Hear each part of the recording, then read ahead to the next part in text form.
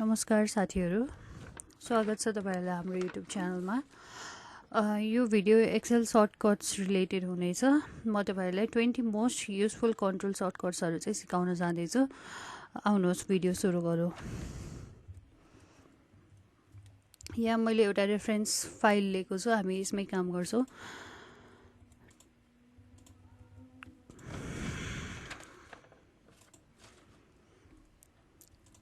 First भनेको चाहिँ control ए। Control ए हाम्रो कहिले युज हुन्छ, किन युज हुन्छ भन्दाखेरि चाहिँ यो सिटमा भएको सबै सेलेक्ट गर्नलाई चाहिँ कन्ट्रोल ए युज हुन्छ। सो कन्ट्रोल प्लस ए भनेको तपाईहरुले कन्ट्रोल र ए सँगसँगै थिच्नुपर्ने हुन्छ। हाम्रो सिटमा जे जति पनि डेटाहरु छ त्यो चाहिँ सेलेक्ट भयो। यो चाहिँ कन्ट्रोल ए को काम हो।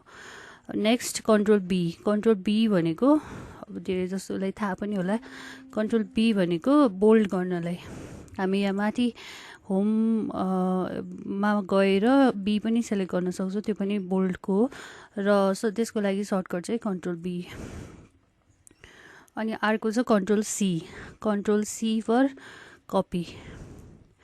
यो मैले यहाँ कन्ट्रोल सी थिचे, अब यसलाई यहाँ ल्याएर मैले पेस्ट गरेँ भने यो कन्ट्रोल सी चाहिँ हाम्रो कपीको लागि भयो।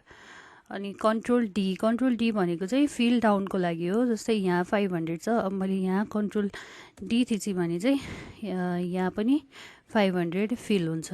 माथि जे छ त्यही फिल डाउन गर्नलाई चाहिँ कन्ट्रोल डी युज गर्न सकिन्छ। अनि अर्को छ control F. Control F for find. Control F थिच्नु भयो भने अब तपाईहरुले यो वर्कसिटमा चाहिँ कुनै भ्यालु फाइन्ड गर्न अथवा कुनै डेटाहरु फाइन्ड गर्नलाई चाहिँ कन्ट्रोल एफ थिचेर तपाईहरुले यो फाइन्ड चाहिँ गर्न सक्नुहुन्छ। यसमा सँगसँगै फाइन्ड एन्ड रिप्लेस भनेर आउँछ। यो रिप्लेसको लागि चाहिँ तपाईहरुले कुनै डेटा जस्तै यो 500 लाई चाहिँ मैले 1000 मा रिप्लेस गर्नु पर्यो भने चाहिँ यो रिप्लेस युज हुन्छ। अर्को फाइन्ड भनेको चाहिँ तपाईले यहाँनेर कुनै भ्यालुहरु फाइन्ड गर्नलाई युज गर्न सक्नुहुन्छ।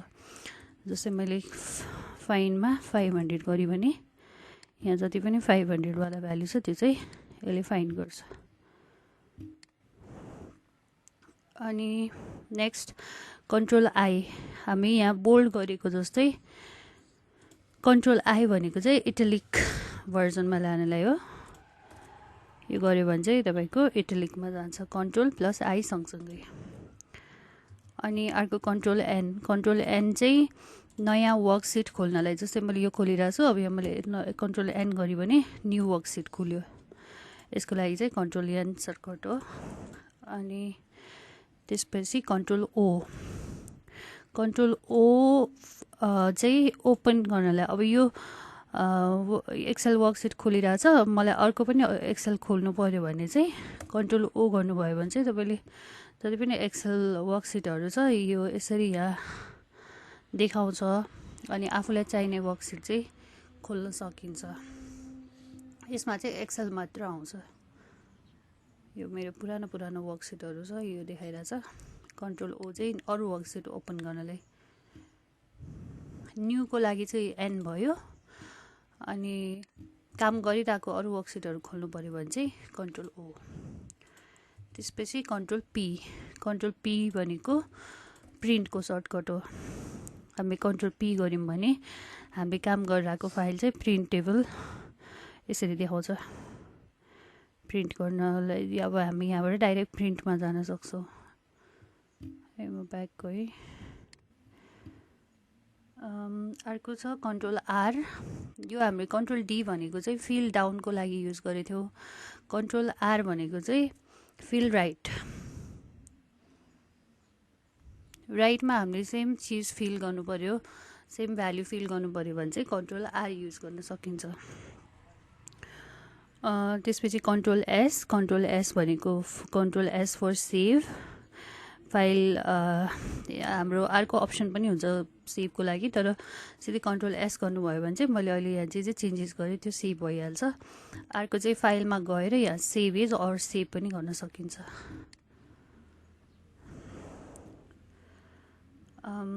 त्यसपछि छ कन्ट्रोल यु। कन्ट्रोल यु चाहिँ अन्डरलाइनको लागि हो। यो हाम्रो यहाँ बोल्ड, इटालिक अनि अन्डरलाइन छ। यो अन्डरलाइनको सर्टकट चाहिँ कन्ट्रोल यु हो।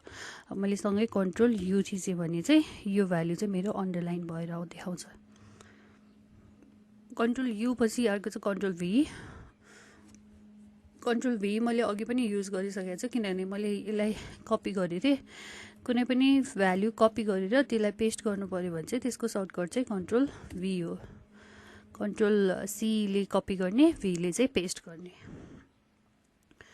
अनि कन्ट्रोल डब्लु भनेको चाहिँ विन्डो क्लोज गर्नको लागि हो। अब यो त मैले क्लोज गर्दिनँ होइन, मैले यहाँ जुन नयाँ वर्कसिट क्रिएट गरेको थिएँ यसलाई चाहिँ कन्ट्रोल डब्लु गऱ्यो भने चाहिँ त्यो वर्कसिट मेरो बन्द भयो।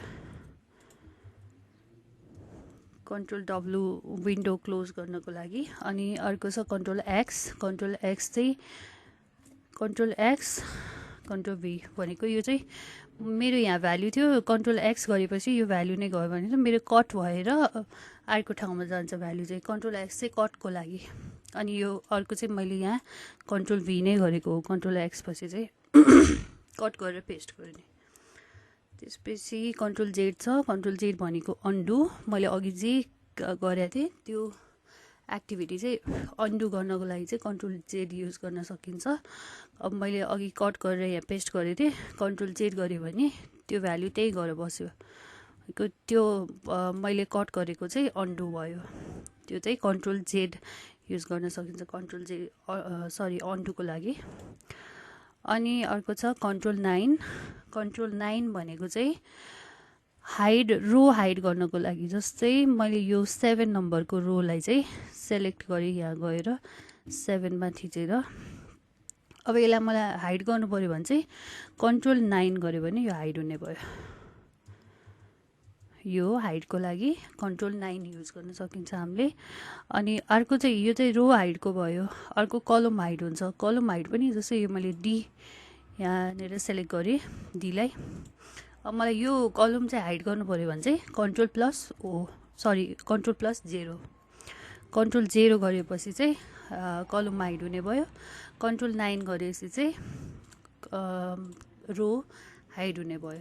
अब त्यसको अनहाइड गर्ने सर्टकटहरू पनि छ, त्यो चाहिँ सिफ्टवालामा आउँछ। म अर्को भिडियो सिफ्टको गराउँदाखेरि चाहिँ त्यो सिकाउने छु। अहिलेलाई चाहिँ हाइड गर्नलाई चाहिँ रो हाइड गर्न कन्ट्रोल 9 अनि कलम हाइड गर्नलाई कन्ट्रोल 0। त्यसपछि अब दुईटा बाँकी भयो, control plus space bar. Control plus space बारले चाहिँ के गर्छ भन्दाखेरि तपाईँको कलम हाइलाइट गर्ने सर्टकट हो। यो चाहिँ कन्ट्रोल प्लस स्पेस बार थिच्नु भयो भने अघि मैले जुन कलम सेलेक्ट गर्नलाई यहाँ ईमा यसरी माथि गएर थिचेँ चाहिँ त्यसको सट्टा सिधै मैले कन्ट्रोल स्पेस बार गर्यो भने यो चाहिँ हाइलाइट हुन्छ। कलम हाइलाइट गर्नलाई सेलेक्ट गर्नलाई चाहिँ कन्ट्रोल प्लस स्पेस बार। यो जति पनि कन्ट्रोल सर्टकट्सहरू भनिरहेको छु यो र पछाडिको हाम्रो सर्टकट चाहिँ हामीले सँगसँगै थिच्नुपर्ने हुन्छ सबैमा।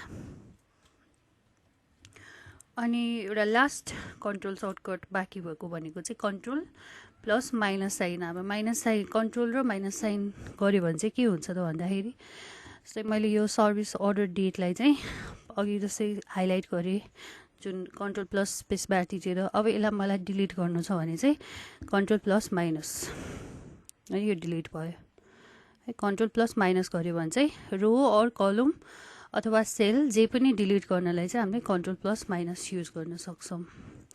यो चाहिँ डिलिटको सर्टकट भयो। आजको लागि चाहिँ 20 कन्ट्रोल सर्टकट्सहरू चाहिँ यति नै हो। अब स्पेस अनि सिफ्टको सर्टकटहरू चाहिँ अरू पनि छ, त्यसलाई पनि पछि सिकाउला। आजको लागि चाहिँ यति नै गरौँ। धन्यवाद।